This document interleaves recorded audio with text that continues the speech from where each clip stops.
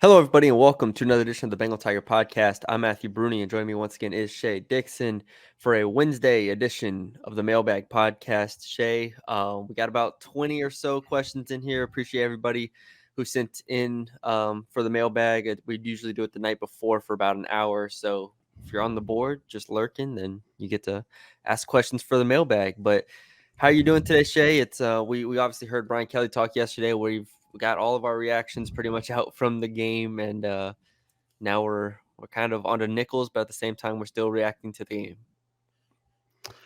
Yes, we probably won't do much Nichols. I'm guessing I have not looked at the questions, but there won't be much Nichols. I will say, well, let's start off the pod with this, and these two have a correlation. Shout out to everyone who's a member of the Bengal Tiger.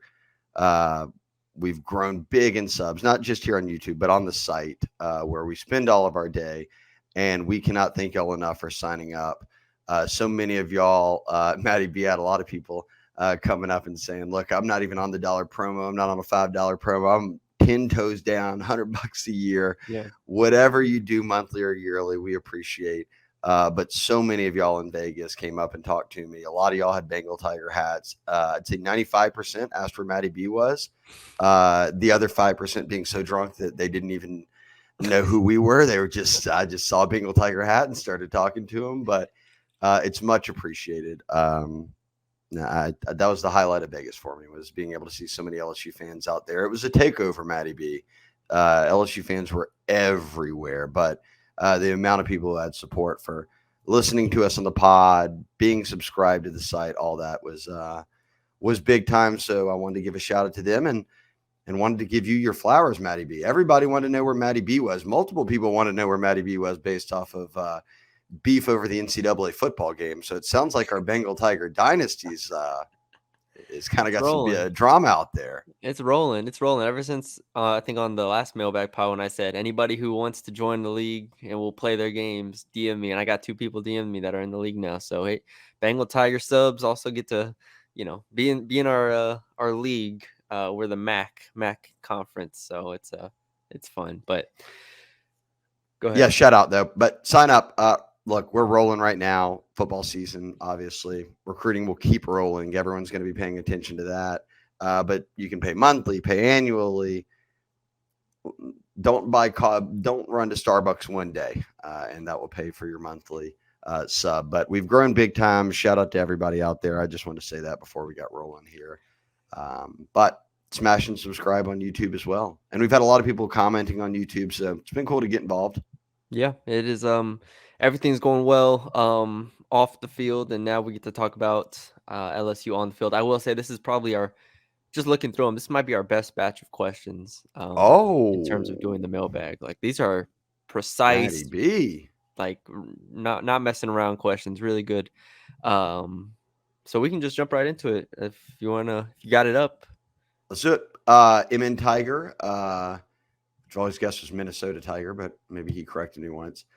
Is it time for Kelly to take full control of play calling?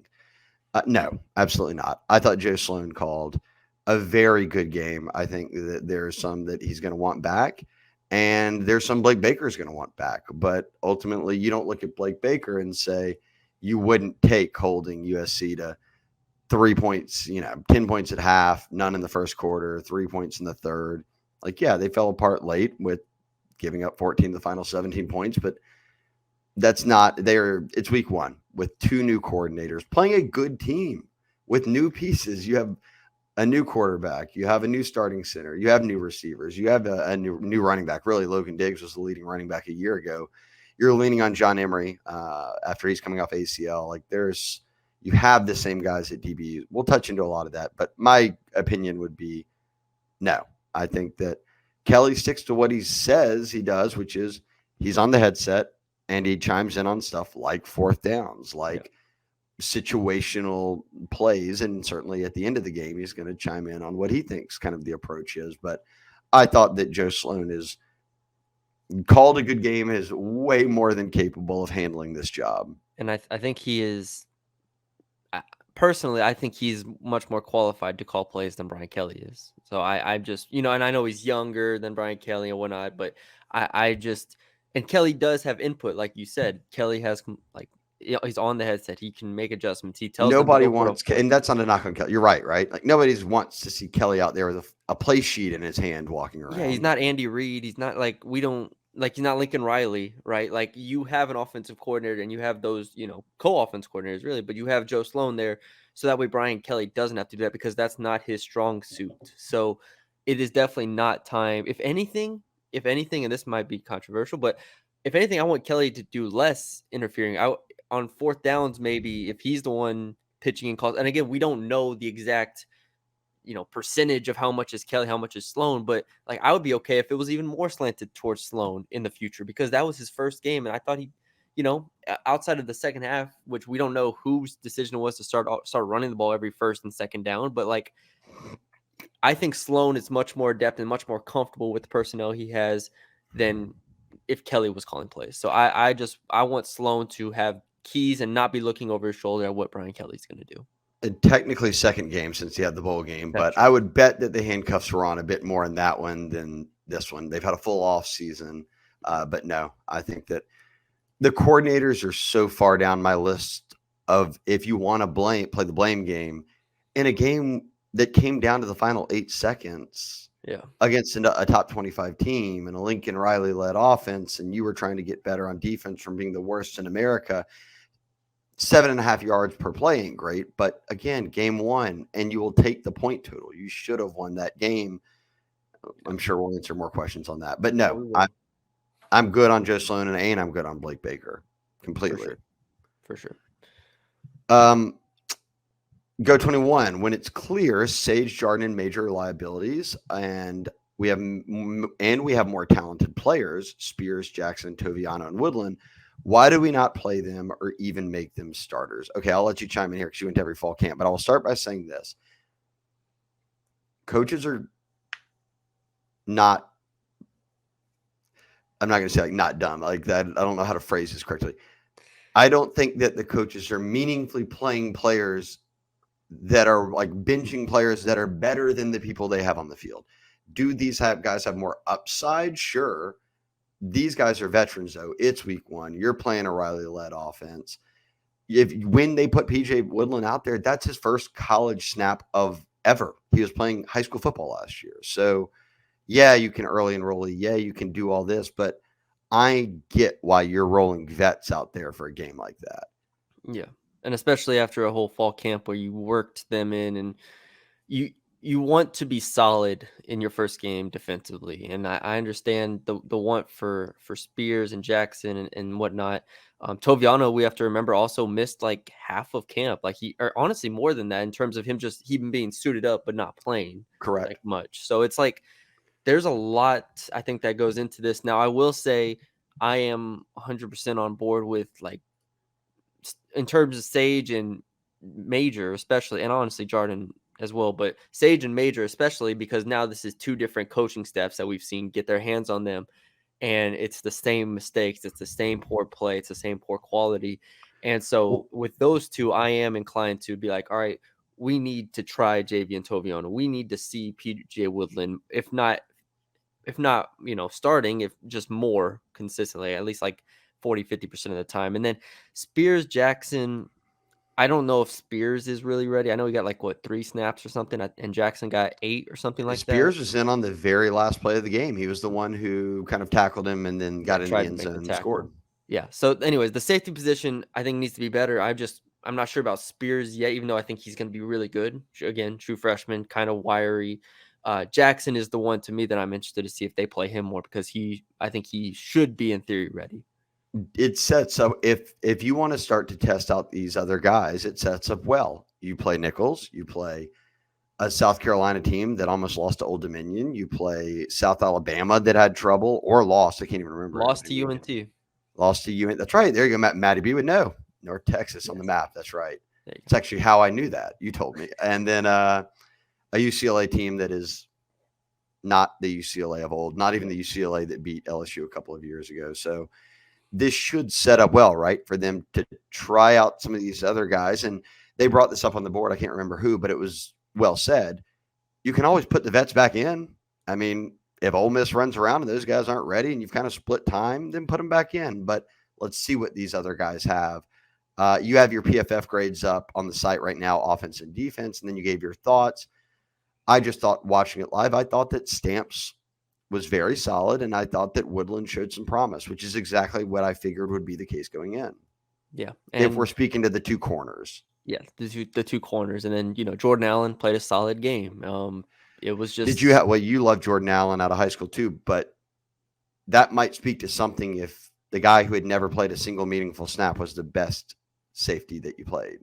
Yeah, I mean, I think it does. And I think it speaks to development, which we have to, at a certain point, trust Toviano and trust Jackson that they have taken the necessary steps forward this year. Hopefully they're ready, because if not, I just don't think the ceiling is nearly high enough for Major, Sage, or Jordan at this point. And you kind of got to roll the dice here with the other. Again, you have 4 weeks now, 4 weeks to figure it out. And there's no reason why the young guys should not play a ton over the next 4 weeks to put your best 11 on the field for Ole Miss. So if we're at Ole Miss and the same exact thing happens where Sage, Jordan, and Major stink it up against Ole Miss and they play 80% of the snaps, then yeah, I'm going to be pissed, and everybody else should be pissed as well, because, or it's just it doesn't matter, or the young guys aren't ready. But I can't really see them being significantly worse at this point.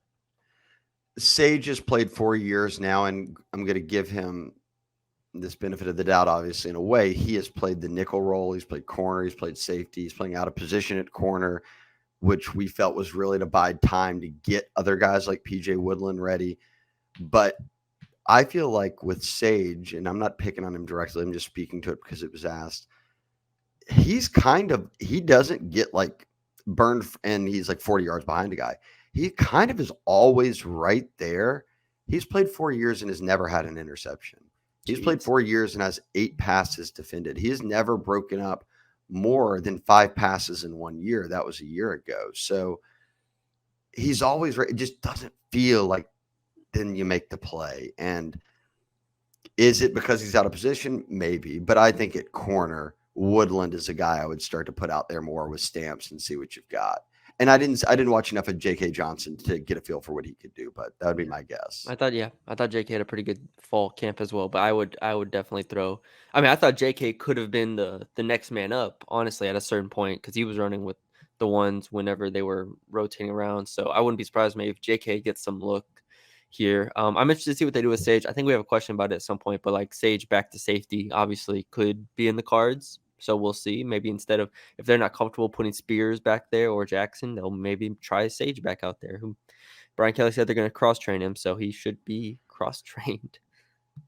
Let's see. But yes, I do think that with Nichols this weekend, very obvious. And look, they may not get tested much, but South Carolina, UCLA, put the young guys South out. South Carolina is going to be a really good game. South Carolina is going to be, like, again, you're going to be favored significantly against South Carolina, but it's on the road, 11 a.m.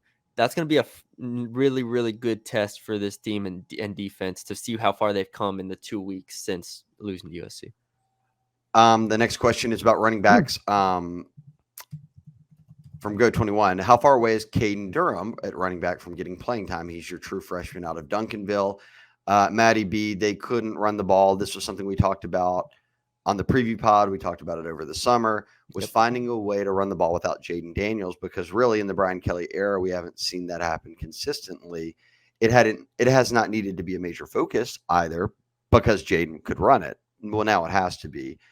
I know people will say if you're going to run these RPOs and all that, let Nuss keep some. I think that Sloan will probably be in his head. There were some in that game he should have kept that I think he read wrong, that led to some kind of mishaps in the run game. But regardless of that, let's just talk about running backs just as a group here. Not on the bingo card was John Emery stepping in off a torn ACL and leading the team. 10 carries, 61 yards, but really one of 40 yards, a 39-yard run was the big one. Ends up averaging 6.1 because of it. But as a group, it was Josh Williams, 9 carries for 33, averaging 3.7. Caleb Jackson, maybe most disappointing, 6 carries for 18, averaging 3. They even tried to get creative and put Xavier Thomas back there. He had a carry, the wide receiver, a carry for 5 yards. Do you think Caden Durham is someone they need to get into the mix here? Is this, and we can dive into the issues of an O line or the issues of running and it not being developed or where they go. But would you put Caden in there? Is he someone you need to see? No, he's not someone I need to see. I think they have a very solid 1, 2, 3 there. Again, whatever order you put them in. Ultimately, well, I think we have plenty of questions about this coming up, but like ultimately Well, they go ahead. I'm sorry, I'm cut you off, but I'm saying a solid 1, 2, 3 that a week ago everybody would have said just not us, but fans. And I'm not saying we're more right than they are. We just knew that Josh Williams would start, then they would kind of split them. That's how Frank's done it. But everyone wanted to see Caleb Jackson and nobody else. They were like, just give Caleb Jackson Yeah. 20-something. Well, that clearly is not the approach you want to be going to. Yeah, or it's not the solution. It's not he's Correct. not It's Leonard not the Fournette. solution. Like he's not Leonard Fournette. As much as I like Caleb Jackson, everybody likes Caleb Jackson. He's not gonna run through a defense like he's Derrick Henry.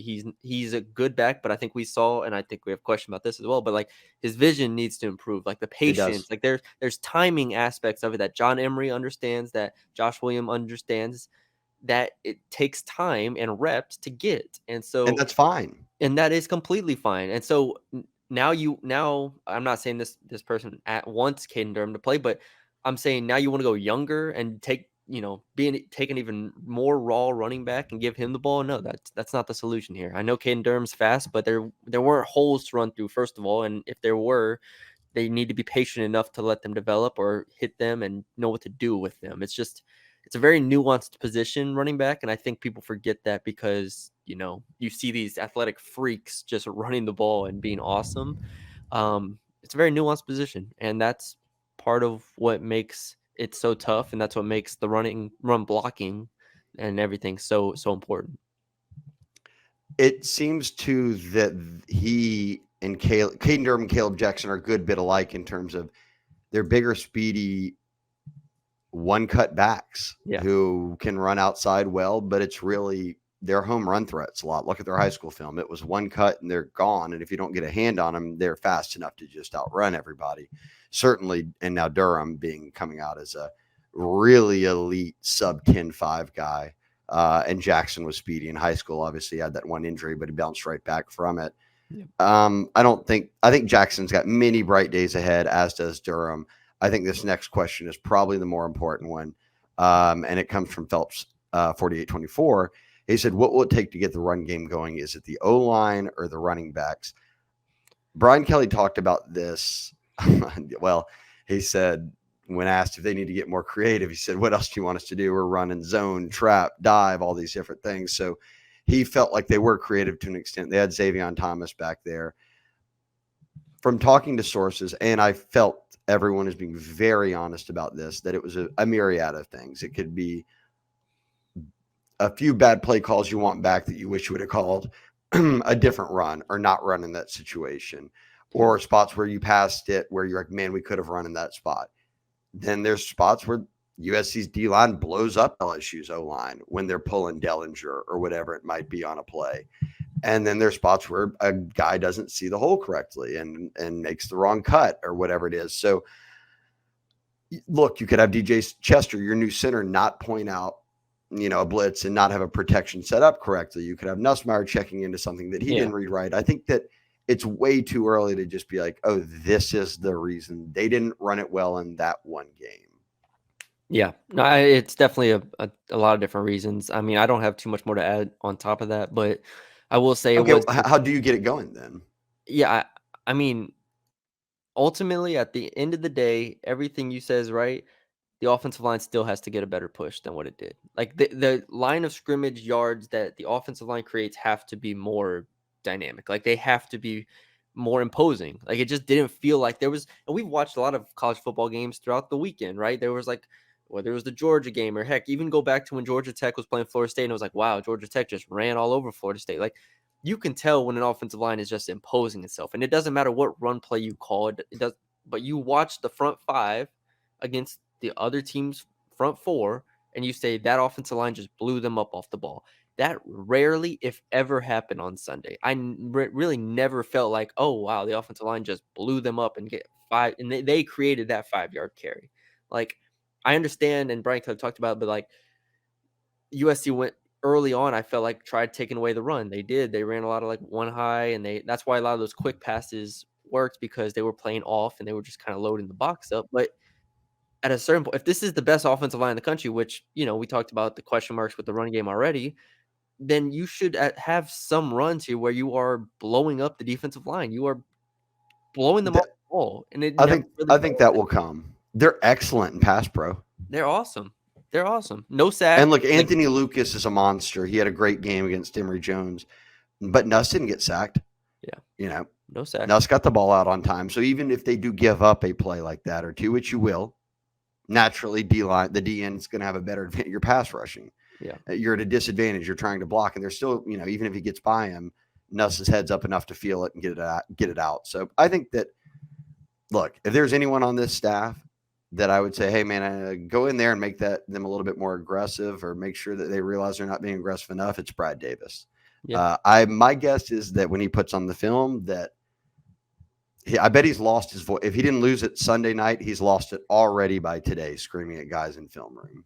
Yeah. It's So. going to be really interesting, and I'm sure they'll run the ball plenty against Nichols, but that South Carolina game in a week will be a good test for them to see where they're at. Go 21 got his questions in early. And Yeah, he this had a is couple. this is one that surprised me. Coach brought up Shelton Sampson in his presser. What's the deal with him and getting playing time? Kelly essentially said, Shelton Sampson, your sophomore receiver out of Catholic High, or redshirt freshman, I should say, was someone that we had further, like behind Aaron Anderson, behind Kyle Parker, behind Xavion Thomas, and then behind the starters going into the year. We talked about it on the preview pod.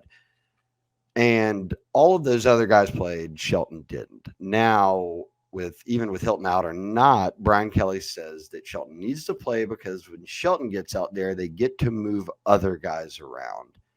What did you take away from that? Because you went to every single fall camp. Like, what's up with it? Felt kind of out of left field to be like, we got to play Shelton Sampson. Well, is it out of left field? Because I don't think Hilton or Parker are going to play against Nichols, and I don't know if they're going to play against South Carolina. So it's Hilton's still hurt, and Parker stepped in and started for him, and then Parker got hurt. So now you're down. Right, correct. You're down both those guys, and now you are in a position where Shelton, if you can't help us when two guys that were in front of you go down, and this is a very clear pathway for you to get playing time. If you can't help us now, then I have concerns about if you can ever help us, because this is setting up for, again, like you said, Shelton Sampson should be somebody that steps in, gets playing time, and makes plays as a redshirt freshman, like Kyle Parker was just about to do.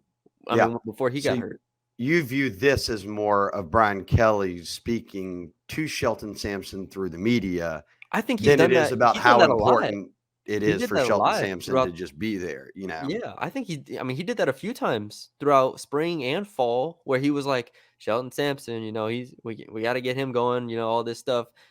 All right. And he's done that in the past with other guys when he challenged him and said, I want to see this guy step up. Now, at this point, like, the season has started. All right. And two of our receivers ahead of you have gone down. So Shelton Sampson, in theory, should be a lock to be in the receiver rotation here. And these next 2 weeks, he needs to show something. So that's how I took it. I think he needs to show something, and he's going to get some opportunities. He's got to be real crisp. He has to be ready to play. So I think he was just sending off a warning shot saying, hey, Shelton, you're going to get on the field, which he should have already known that or been prepared for that. But this is not a joke, Shelton. We need you to come in and ready to play. Kenny Mack, a 409, said, what changes in the depth chart do you expect to see in the weeks leading up to the Ole Miss game? I don't know if that was a Freudian slip or if he had weeks in there just because it is weeks away from the Ole Miss game. But I want to combine this because Go Doc asked, do you think Burns should get benched? Should Perkins be moving to star? And then you start with Weeks at linebacker. And then there was a question about, is it potentially time to start Woodland at cornerback to play? And this is from KGO1.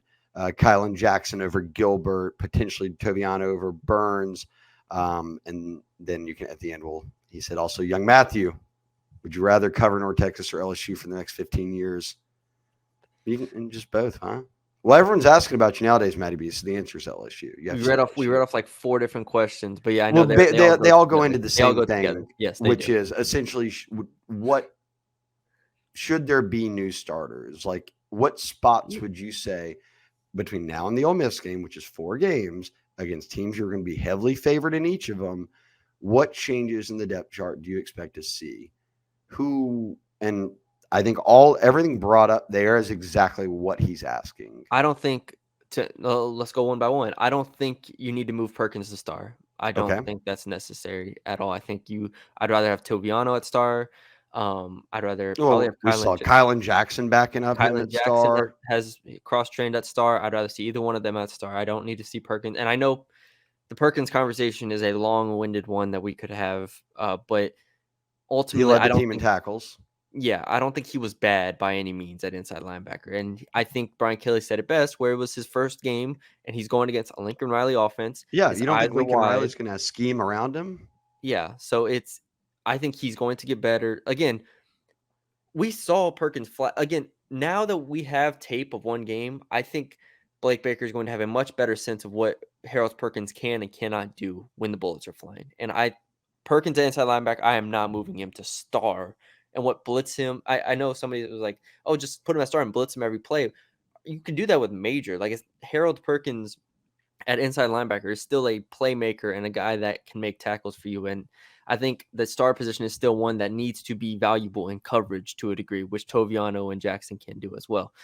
But I don't think they need to start Witt. I think they just need to play him more. He played Okay, 21 so snaps. that's the thing. Is that the answer to Witt? Because Witt played extremely well.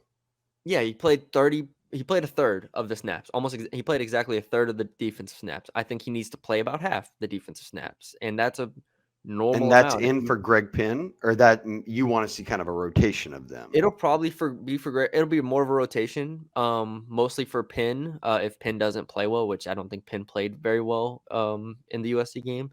But again, Perkins can move around, right? So all right, if you do go to a 4-3 look, then you can put in Witt. Like you don't need to change the base of your defense here in terms of moving Perkins to start, which you never worked with him throughout fall or spring with once Blake Baker got added. That's just not smart. You can move around like the schemes depending on the down and distance, which should play more, but ultimately we'll see how Penn does. And if Penn doesn't develop, then throw him in the same bucket as Sage and Jordan for me, or a Major. So, but ultimately the defense was not, again, we talked about the defense wasn't like catastrophic by any means. I don't think you need to make wholesale changes just because Perkins didn't get as many sacks as you want.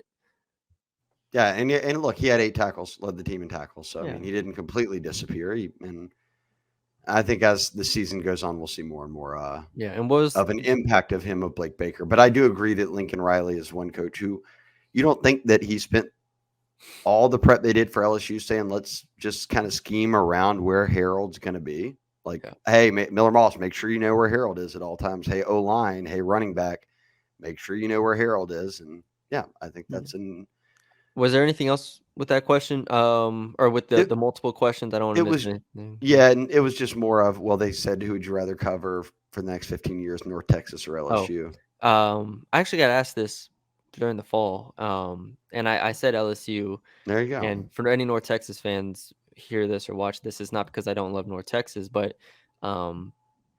it's just when you get in Tiger Stadium, it's just a little bit different. Well, Like then you that. can add in all the other sports. You got national Yeah, the women's championships and basketball and women's throwing. and But the thing is, North baseball. Texas has very good. I love North Texas basketball. They're very good as well. But regardless, like that Tiger Stadium Saturday night is just Man, kind of. you were 10 toes down for Wade and now 10 toes down for McMahon. You cover both programs very well. So Yeah, split yeah. house divided. You're one of those. You're a house divided, but you're not married yet. It's Just just me. you. Yeah, It's just just me. you. It's just Simply. I I'll have the get you a flag, shirt. the most Don't worry. random flag, house divided flag ever. North Texas and LSU. It would be up there. Defensively, though, I mean, they asked about Kylan Jackson, or they asked about Jordan Gilbert. Is there someone that would go in for Jordan Gilbert, like, or do you think, hey, look, they're not moving on from Jordan Gilbert from one game? I don't think they're moving on from him for one game. He would have to have a bad South Carolina game, I think. But I would like probably Sage there because like coverage wise, that he makes the most sense. Kylan Jackson we haven't seen, and I don't think he's a true cover guy. And he was really physical in high school. I think that's why they like him at that star spot. Yeah, or maybe maybe like a Jordan Allen backup and whatnot. But I don't think they're going to make many changes for Nichols. I think the South Carolina games where we'll learn more. Okay, so and then on offense, I don't think there is any position outside of running back. Would you start John Emery, or do you think it matters? I don't think running back, whoever starts matters. It doesn't matter. Whoever gets the most carries. I'm sticking with Josh Williams, then Caleb Jackson, then John Emery. Well, I'm going to give John Emery a nod over Caleb Jackson at this. That's fine. But they all get their carries. So yeah. Go Doc asked about Burns, and then we talked about Perkins and Whit Weeks. Chandler said, will you go on record in support of legislation to ban the use of inside zone out of shotgun? In all seriousness, where the more creative or at least better run schemes we heard about being installed this offseason? And can we turn to them when we have it on third and short instead? I'm going to have a run game review story out this evening. I have a podcast to do, but in addition to this one, not just in addition to other podcasts, but we saw them pulling people. We saw them like do a lot more different runs than they did last year. You're being nicer than BK was when he was asked this question by Koki, though he did tell Koki, listen, I'm kind of messing around, but yeah. BK said creative. We ran like 7 different play sets. We just didn't execute. I mean, they pulled Xavion out from receiver. I thought that was an awesome play. First of all, the jet sweep into a run, which got like 5 yards, but I thought that was really cool. Like, do you want them to do that more often? Do you want them to go wildcat? I don't think this is not.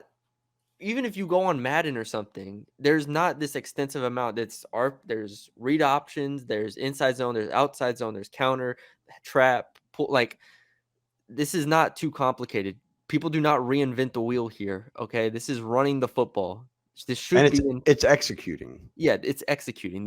You should not have to reinvent the wheel to run the football.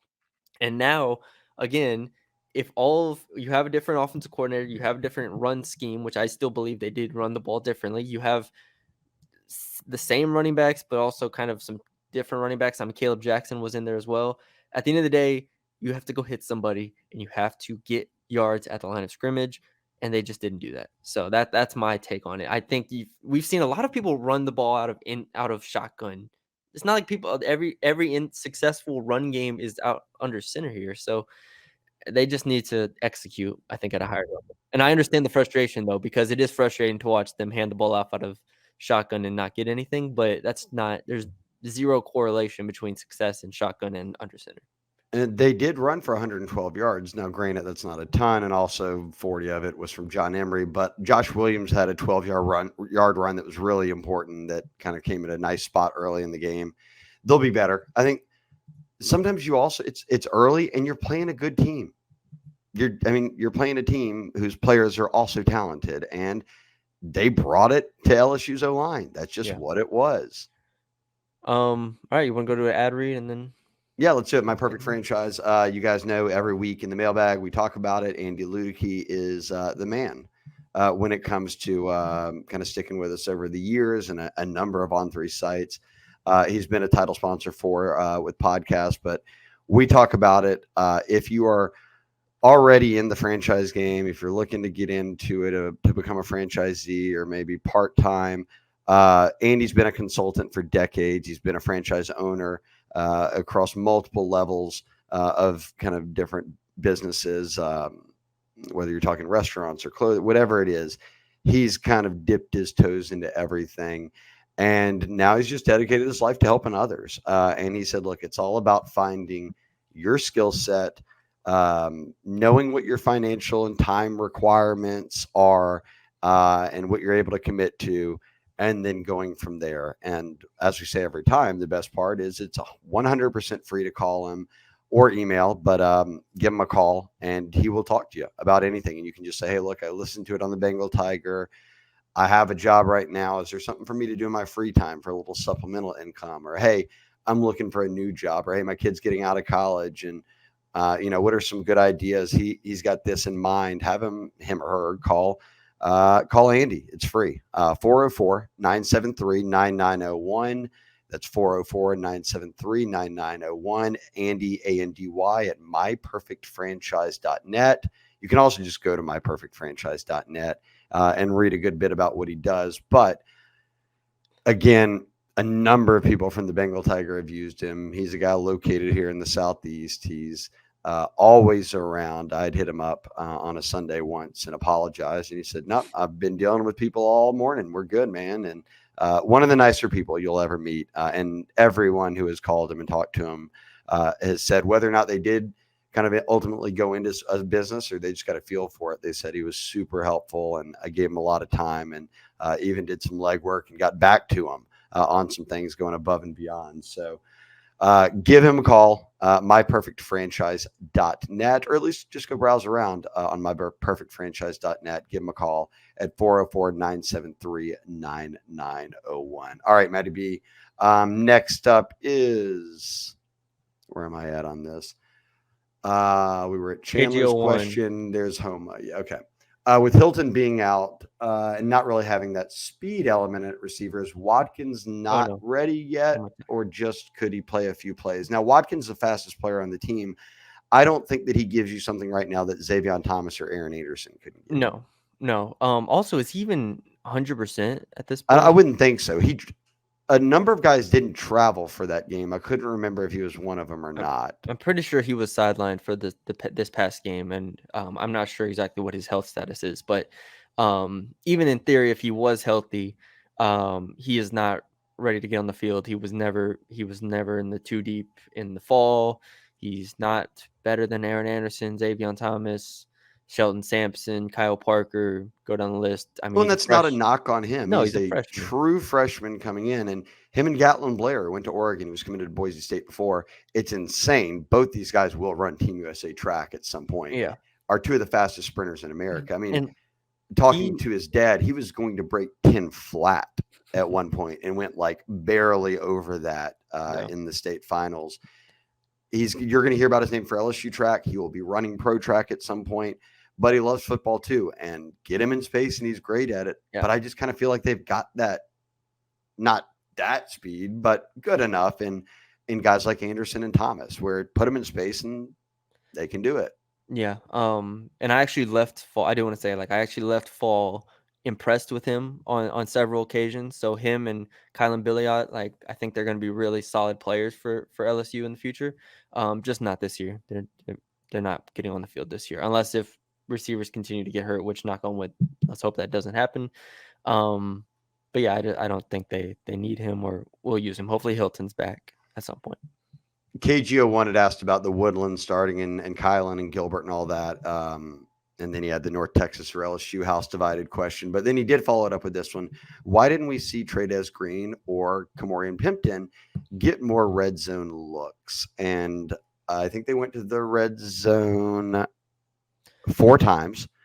They were 3 of 4 in the red zone. The one time they did not come away with points was the very first one. Obviously, what stings is you were coming away with field goals and only 1 touchdown. Yeah. But shout out Damian Ramos, who hit his kicks. He made his extra point. When he gets called upon, he delivered. So that's great. But yes, you do want to score down there. I'll let you take the red zone part of it, but I will just say that Brian Kelly said we have to throw it to Trades and Kamorian more, and they might have both had a target. The Trades one was at the end of the game. They'll want that one back. I don't think that they wanted Nuss throwing that. That was not one that you would want. But the Pimpton one nearly – if Pimpton gets 1 more yard, they get a first down, because that was that series where John Emery gets stuffed for 5 yards on a missed block. Pimpton gets all your yards back but one of them, and then John Emery gets stuffed again because of blocking. So – he gets 1 more yard, the game might change. So, Pimpton caught the ball, moved well. They'll throw it to him more. But Brian Kelly did say we got to use more pass sets with them, because when we got out there, USC just knew, oh, look, there's the extra blockers. They're running it. So that's one element of the run game that Brian Kelly said, hey, look, we're a little bit too obvious when we start to bring out our multiple tight end sets that these guys are just blocking right now. Yeah.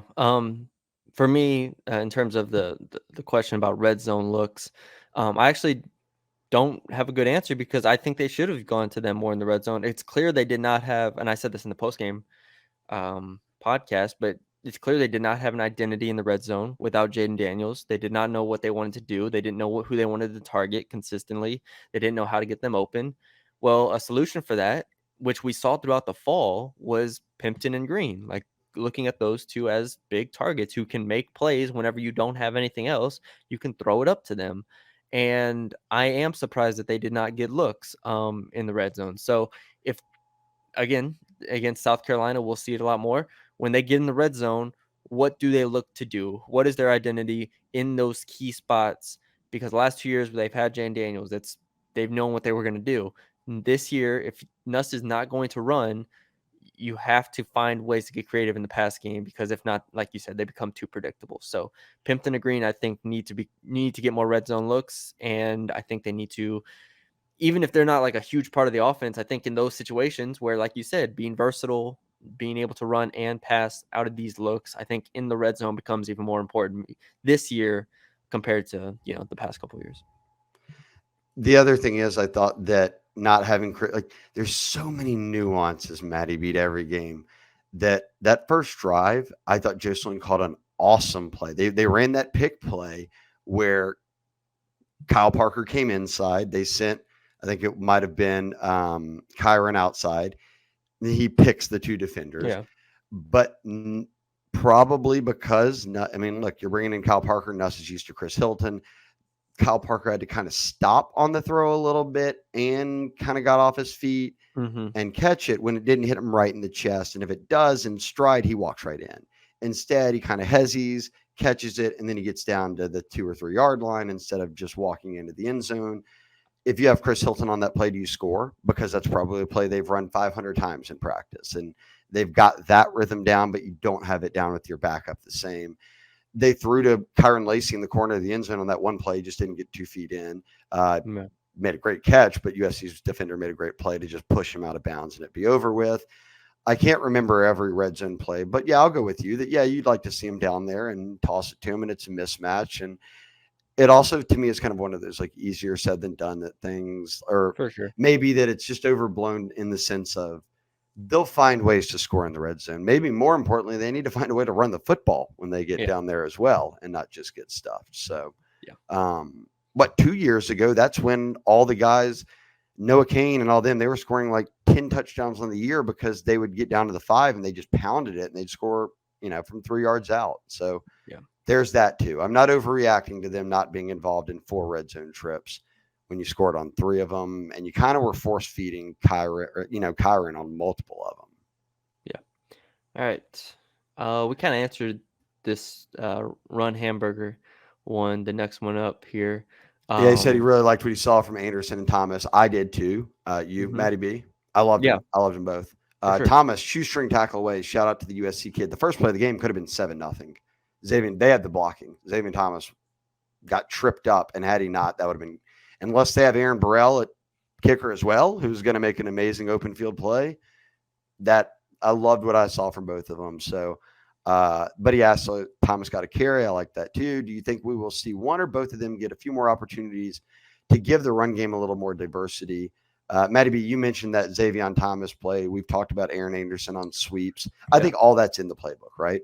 Yeah, I think so. I think they'll get some jet sweeps. I think they'll get some of those different runs, which I think they do a lot of motion in the first place. I mean, it's not like they're stagnant. They try things. So, there was tons of back and forth from both of them. So they'll definitely get that. I think there's a small overreaction to the run game, and people think it's a lack of creativity. I don't think it's that at all. I think they tried a number of different things. I think it's what you said. Sometimes you got to just go out there and strap it up and push the other guys back and make the right, cut to the right lanes, see it with your vision, call the right play, whatever it might be. It could be a myriad of things, but I'm not overreacting because I want to wait and see how this plays out. I'm not doing it off of one game. I thought they were creative enough to run it for more than they did. So there's some other underlying issues there.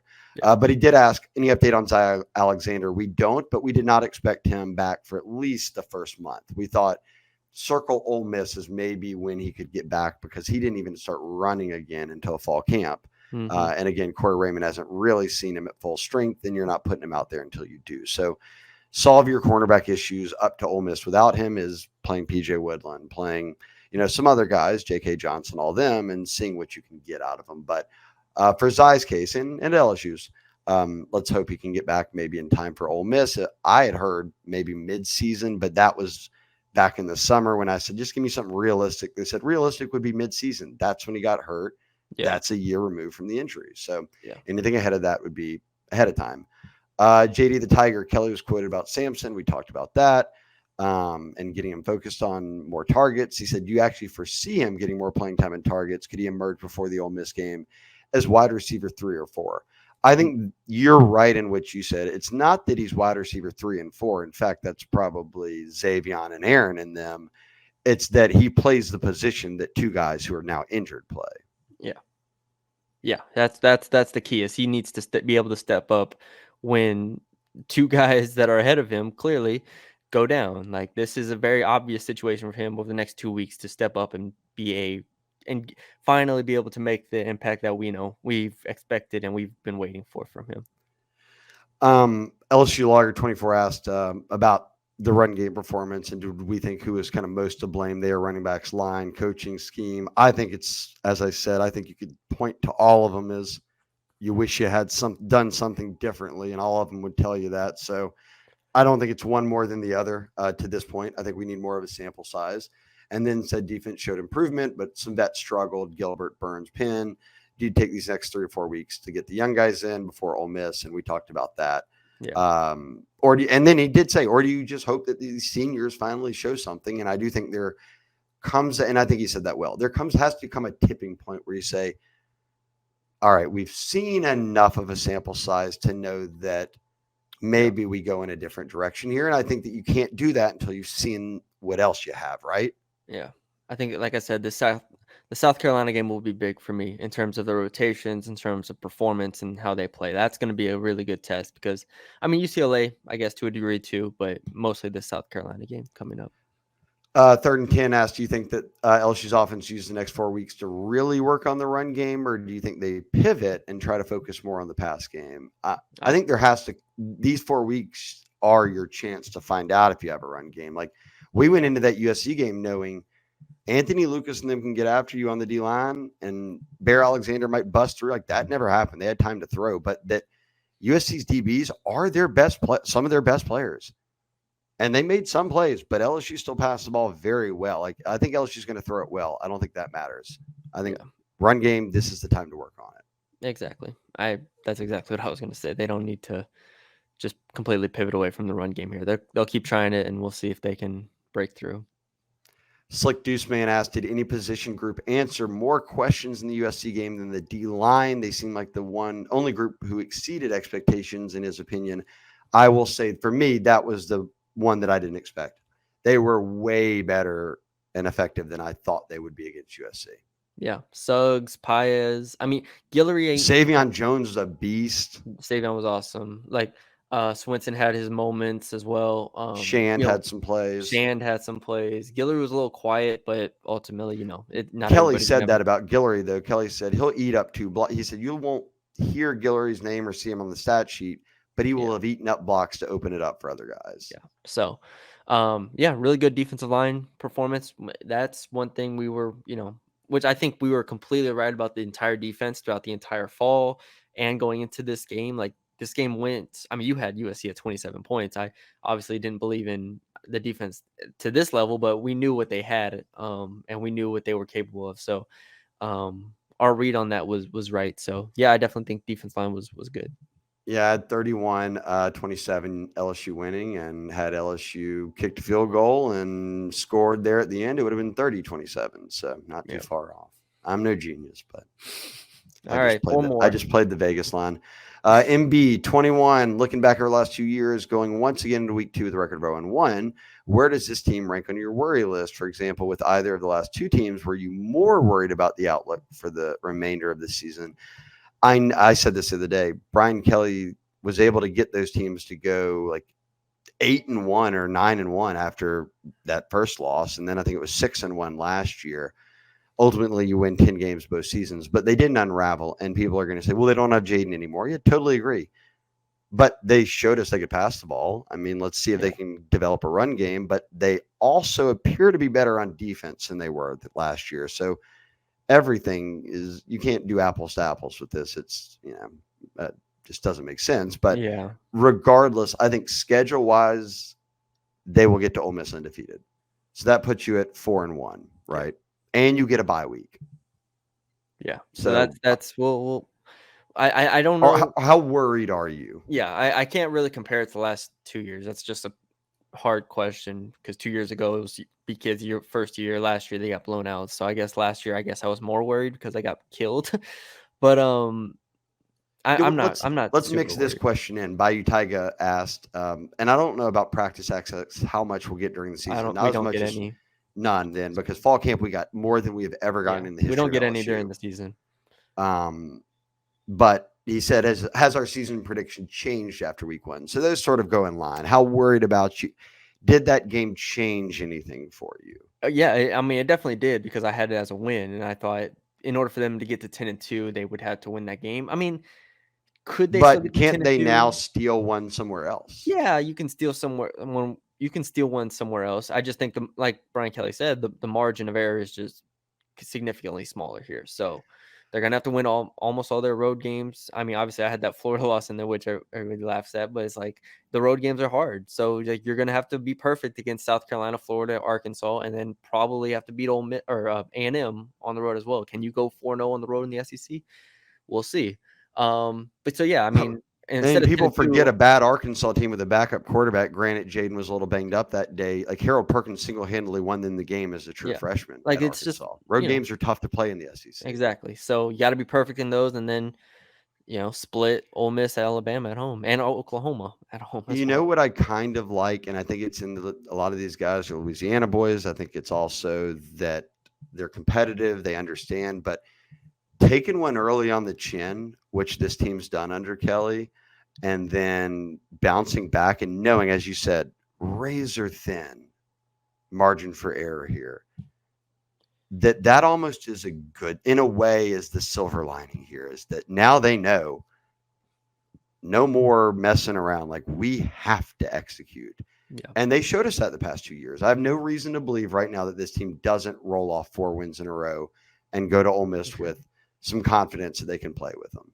yeah. I definitely think that's the if they lose to Ole Miss, then it's a whole different discussion. But that's the 4-1 going into that game. It's not the end of the world. You just have to probably, at least like for me, you probably have to win that game if you're going to make the playoffs. You can't lose against the 2 good teams that you play to start the season and expect me to be like, oh yeah, they'll just run the table after that. Like, no, you gotta win one of these games. The last question here is, Coach K had asked about Caleb Jackson not reading the holes correctly, or is it kind of impatience? He looks like a bull in a china shop at times. He said he wants to see some of those Leonard Fournette toss right, toss left, make it easier on development.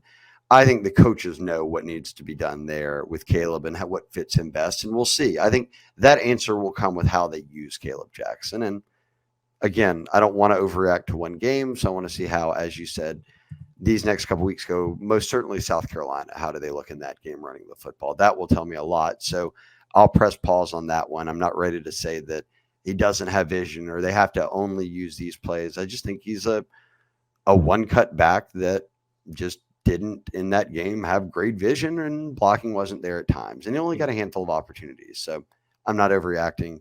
And then the last question was from MB21. The clock expired on him once based off week 1. He always said second. Oh, as the clock is about to expire, I thought he meant delay of games.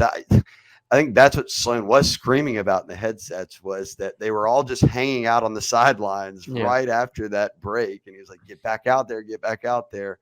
But he said, who do you think we look back and say had the more impressive year as a coordinator, Baker or Sloan? I'm not, and these two are, you got to remember, are best friends. They were in weddings together and we're at La Tech forever together. I don't want to pit best friends against each other. I think the answer is obvious here. In a way, yes, Sloan has to deal with replacing Jaden Daniels. Blake Baker's task is a little bit tougher. He's got to figure out a defense that was terrible. So I will say that if they continue to show progress on defense like they did against USC, that you have to give the nod to Blake, right? Yeah, that's where I'm at as well. All right. We got to get out of here. Thank you all for joining us. Under an hour. Under an hour. Kind of our hand was forced there, but hey, we take it however we can get it. 55 minutes. Thank you all for joining us. Leave us a like, comment, share, subscribe to the YouTube if you haven't already, and subscribe to the Bengal Tiger On3. Come join our community. All the great stuff going on over there. So, Yeah, for Shay shout out to all of Dixon, you. We love you. Thank you. yes, for Shay Dixon, I'm Matthew Bruni. We will talk to y'all later.